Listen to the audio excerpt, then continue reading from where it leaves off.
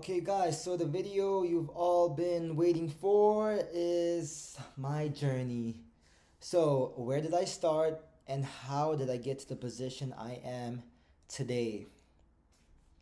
So I was in high school as a senior, and my friend who was in IML, which most of you guys shouldn't know, or if you don't know, it's basically like a network marketing company which sells their trading course.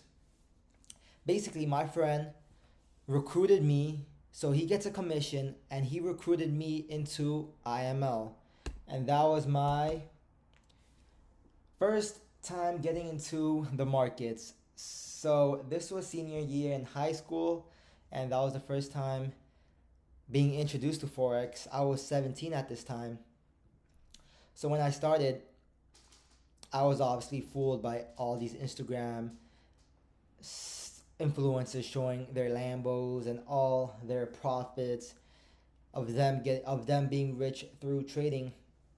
And I thought, oh, that could be me. I could be rich by the end of next year. And of course, that's not how it works. So when I first joined IML, I would study from their course. I remember the first educator I studied from was a lady named Lee Allen, and she taught indicators. And then after a couple of months, I quit. I was like, I'm not doing this. This is not for me. And then my friend convinced me to join back again.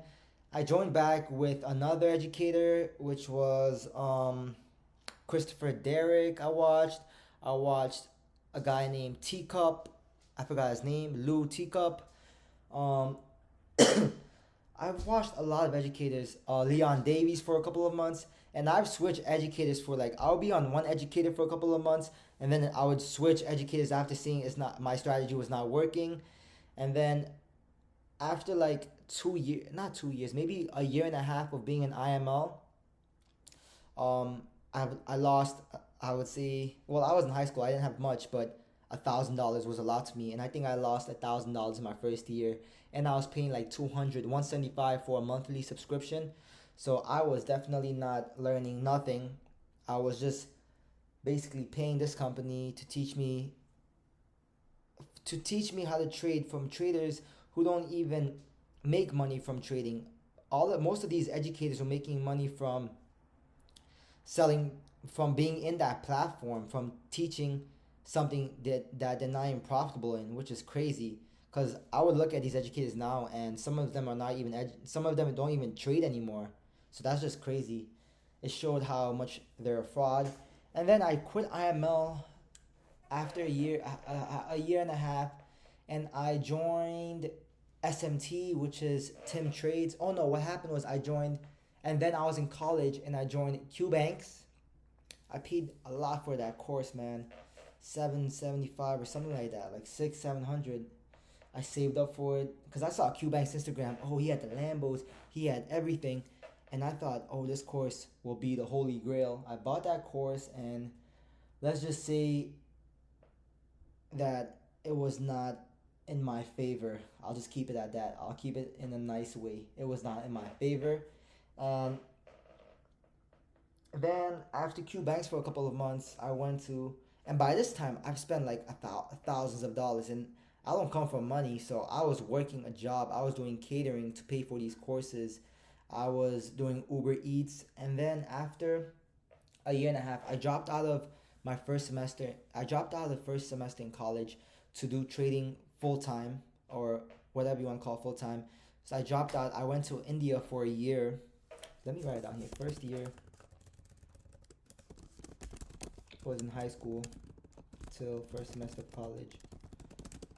Went through like five different educators, and then in college did Q Banks. I'm not gonna write Q Banks. Did his course. Then I almost joined another course called this guy named Nick. All of these people are great marketers.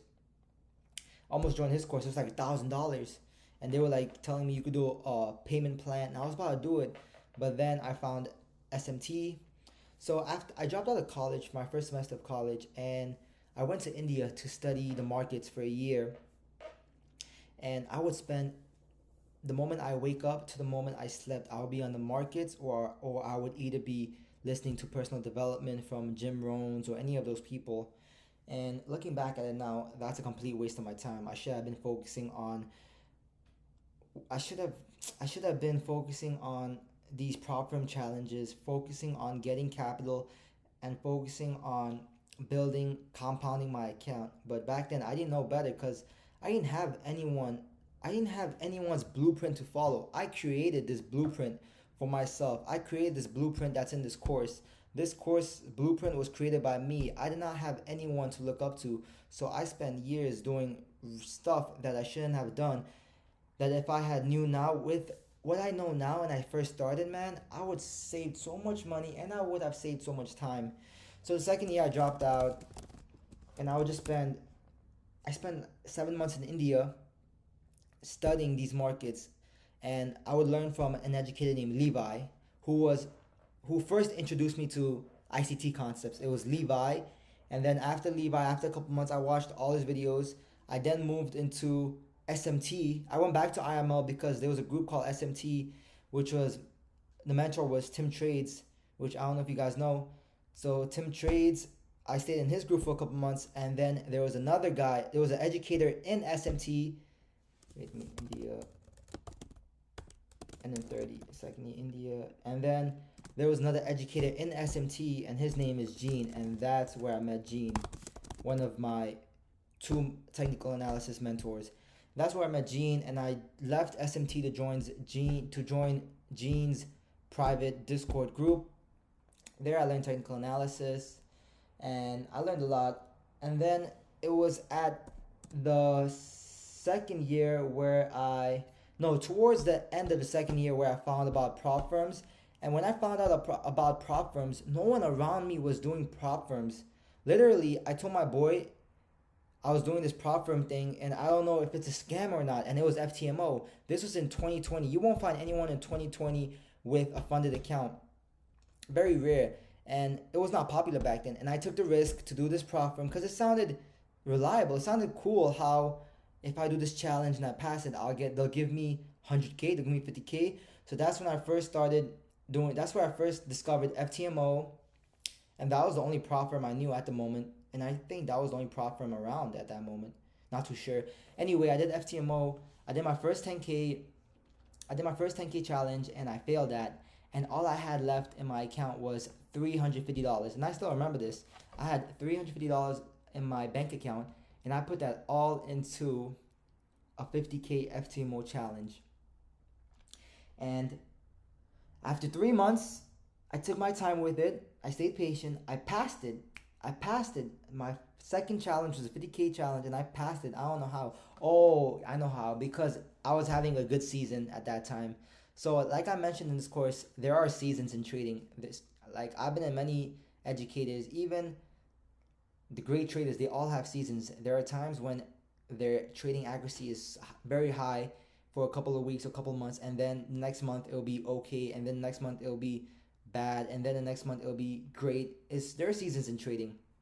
So it was a good season. I passed that 50K challenge and verification, and I got my funded account. And then the third year, after that 50K, I think 4 months later, I was still in Gene. I've been in Gene's Discord for. I'm not in it currently right now, but I've been in it since 2020, mid 2020. So Gene and ICT are my top two technical analysis coaches, but that's who I learned my technical analysis from. But after a while, it's all psychology, and I know you probably heard this all the time. It's psychology, and people think, oh, it's if you had good technical analysis accuracy, you'll be profitable, but that's not the truth. It all comes down to having a great system and having proper trading psychology and not letting your emotions get to you and your greed and impatience. And these are all developed through experience. Me telling you this is not, yeah, it'll be in the back of your head. So when you do make these mistakes, you'll remember. But through experience, you will learn all these advice that I'm giving and why it's really, really important. So the third year, what was it? Third year was what? 2021. Oh yeah, so I made my first 10K from that 50K account, and I gambled it. I made that in one